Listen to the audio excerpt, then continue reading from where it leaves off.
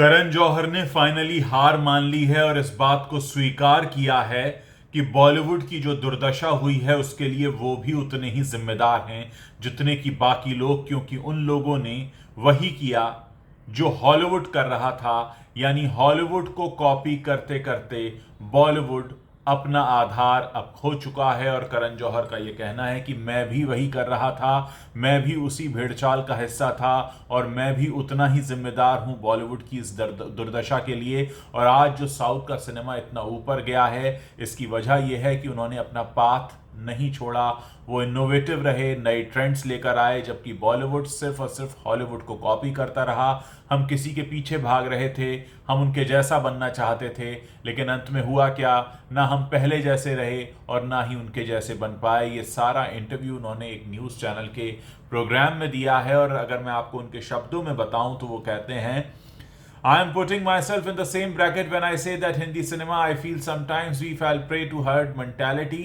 We shift the focus from the eye to the ball and go to what's happening around us. यानी हमारे आसपास जो चल रहा होता है, जो हिट हो रहा होता है, हम वही फार्मूला मानकर उसको कॉपी पेस्ट करके चलना शुरू कर देते हैं और ये भूल जाते हैं कि एज अ फिल्म मेकर हमारा काम होता है नए ट्रेंड सेट करना, और हम ये भूलते गए। और इसीलिए आज जो हालत हुई है बॉलीवुड की, उसकी वजह हम खुद हैं। और वो खुद मानते हैं कि उन्होंने भी ऐसा ही सिनेमा बनाया, एक सक्सेस वाले फार्मूले की तरफ, सुपरहिट फार्मूले की तरफ भागे।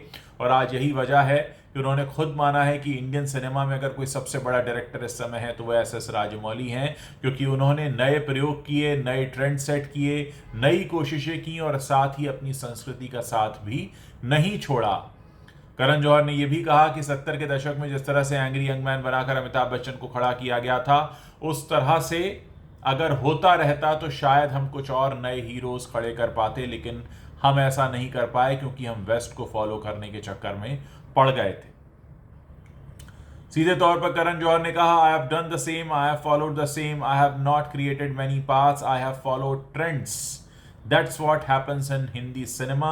We sometimes lose the courage of our convictions, and so filmmakers also get carried away with this wavering energy. सीधे तौर पर उन्होंने कहा कि हम जब नए प्रयोग करना बंद कर देते हैं, इनोवेटिव हो जाना बंद कर देते हैं, तो यही हाल होता है। तो वो बात जो अभी तक देश की जनता कह रही थी, वो बात अब करण जौहर ने खुद रियलाइज की है और रियलाइज करना भी पड़ेगा, क्योंकि आने वाले समय में करण जौहर को अगर अपनी फिल्म हिट करानी है तो साउथ जाना पड़ेगा, साउथ के सिनेमा के जो हीरोज हैं उनके साथ काम करना पड़ेगा। वो समझ चुके हैं कि नेपो किड्स को कोई देखना नहीं चाहता, नेपोटिज्म अब नहीं चलने वाला, और ये बात करण जौहर ने खुद अपने मुंह से स्वीकार की है।